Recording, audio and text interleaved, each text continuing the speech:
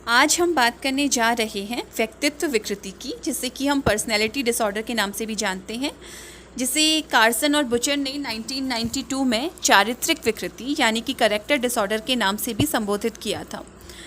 इस विकृति में ऐसे व्यक्तियों को रखा जाता है जिनके शील गुण इतने अपरिपक्व एवं विकृत हो जाते हैं, जिसके कारण वे क्या करते हैं, वे अपने वातावरण की लगभग प्रत्येक चीज़ों के प्रति, प्रत्येक घटनाओं के प्रति, प्रत्येक व्यक्ति के प्रति उनका जो व्यवहार होता है, उनका जो परसेप्शन है, उनका जो चिंतन है, वो इतना दोषपूर्ण हो जाता है कि वे समायोजन नहीं कर पाते, एडजस्टमेंट नहीं कर पाते अपने वातावरण से, अपने आस पड़ोस के लोगों के साथ, अपने परिवार के साथ। उनका व्यवहार अक्सर कुसमायोजनशील हो जाता है।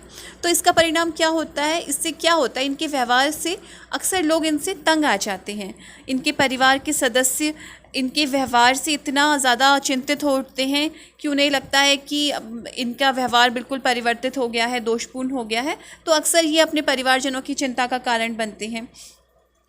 व्यक्तित्व विकृति किसी तनावपूर्ण परिस्थिति के प्रति एक प्रतिक्रिया नहीं होती, जैसे कि हम लोग समायोजन विकृति में देखते हैं। ना ही ये चिंता के प्रति किसी तरीके के बचाव का परिणाम है, जैसा कि हम मानसिक विकृतियों में अक्सर पाते हैं, बल्कि ये क्या है, ये एक अपरिपक्व व्यक्तित्व विकास है। इसे हम इमेच्योर पर्सनैलिटी डेवलपमेंट का रिजल्ट मानते हैं, उसका प्रतिफल मानते हैं। इस तरह की व्यक्तित्व विकृतियों के जो लक्षण होते हैं वो बहुधा क्या होता है, किशोरावस्था में प्रकट होने लगते हैं, स्पष्ट हो जाते हैं और अक्सर वो चिरकाल तक मौजूद रहते हैं, वयस्कावस्था तक मौजूद रहते हैं। व्यक्तित्व विकृति मूलतः क्या है, शील गुणों की विकृति है, यानी कि हमारे शील गुणों में क्या होता है, हमारा शील गुण दोषपूर्ण हो जाता है, अपरिपक्व हो जाता है, विकृत हो जाता है। दूसरे शब्दों में अगर हम इसे समझने की कोशिश करें तो व्यक्तित्व विकृति वैसी विकृति है जो वातावरण के, पर्यावरण के प्रति हमारे परसेप्शन को कुसमायोजित कर देती है, दोषपूर्ण बना देती है।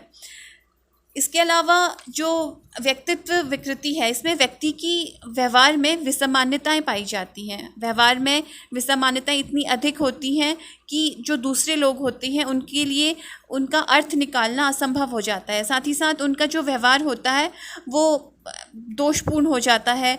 व्यक्ति का व्यवहार कुछ ऐसा होता है कि जो अन्य लोगों के द्वारा स्वीकार्य नहीं होता, मान्य नहीं होता। ऐसे व्यक्तियों में सामान्य किसी प्रकार की कोई चिंता नहीं पाई जाती, विषाद नहीं पाया जाता।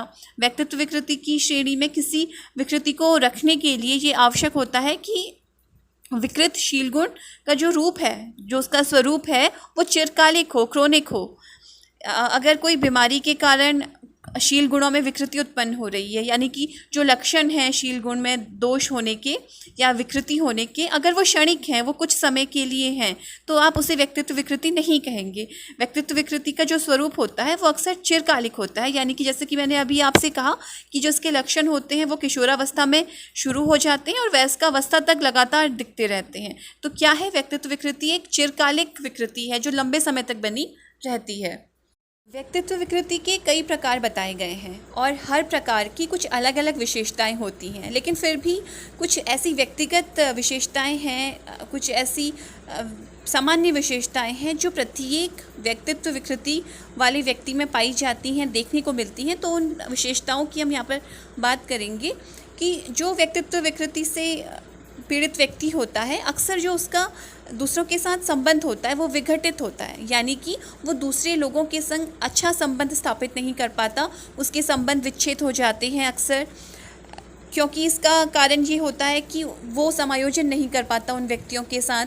उसका जो परसेप्शन होता है वो हमेशा दोषपूर्ण होता है। तो अक्सर ये देखा जाता है कि ऐसे व्यक्ति अन्य व्यक्तियों के साथ अच्छी तरीके से समायोजित नहीं हो पाते, एडजस्ट नहीं कर पाते, जिसके कारण उनका जो संबंध है अक्सर टूट जाता है लोगों के साथ। इसके अलावा जो उनका व्यवहार होता है वो हमेशा दुखदायी होता है, यानी कि वो हमेशा दूसरे को दुख पहुँचाने की कोशिश करते रहते हैं, हमेशा दूसरे उनके द्वारा कष्ट अनुभव करते हैं, यानी कि वो ऐसे कार्य करते हैं, ऐसा व्यवहार करते हैं जिससे दूसरे का दिल दुखे या दूसरा उससे दुखी हो जाए या कष्ट का अनुभव करने लगे। इसके अलावा ऐसे जो व्यक्ति होते हैं, इनके जो काम होते हैं वो हमेशा नेगेटिव होते हैं और जो उनके आउटकम्स होते हैं वो भी हमेशा नेगेटिव होते हैं। इनकी ज़िंदगी की जितनी भी घटनाएं होती हैं उनके जो नतीजे होते हैं वो अक्सर नेगेटिव होते हैं। ये हमेशा ऐसे काम करते हैं जिनके परिणाम कभी भी अच्छे नहीं होते, चाहे वो फिर विवाह हो या फिर विवाह के बाद जो डिवोर्स होता है, विवाह विच्छेद हो जाता है। ये हमेशा जो व्यसनी विकृतियाँ इनके अंदर आ जाती हैं, एडिक्ट हो जाते हैं किसी भी सब्सटेंस के। इसके अलावा जो इनका व्यवहार होता है, अक्सर देखा गया है कि क्रिमिनल डिसऑर्डर्स इनके अंदर बहुत ज़्यादा पाए जाते हैं। तो हमेशा जो ये काम करते हैं ज़िंदगी में, उनके जो नतीजे होते हैं अक्सर नकारात्मक होते हैं। इसके अलावा एक ही कुसामाजिक व्यवहार को बार बार दोहराना, मैंने आपको पहले भी कहा कि क्योंकि इनका परसेप्शन, इनका जो थिंकिंग होती है हमेशा वो दोषपूर्ण होती है। ये लोगों को समझ नहीं पाते, हमेशा लोगों के व्यवहार को, उनके कार्यों को गलत तरीके से परसीव करते हैं। तो इनका जो व्यवहार होता है वो कुसमायोजी होता है। तो ये इस तरीके के व्यवहार को बार बार दोहराते रहते हैं। इस तरीके के व्यवहार में जो इनका जो शील गुण का जो पैटर्न होता है वो हमेशा एक ही तरीके का होता है। ये लोगों पर शक करते हैं, विद्वेष रखते हैं, ज़िद्दीपना इनके व्यवहार में बहुत ज़्यादा होता है। ये व्यक्ति को बार बार दुख पहुंचाते हैं, जैसा कि मैंने आपसे पहले कहा था। तो एक ही तरीके के कुसमायोजी व्यवहार को ये बार बार करते हैं, बार बार उसे दोहराते हैं।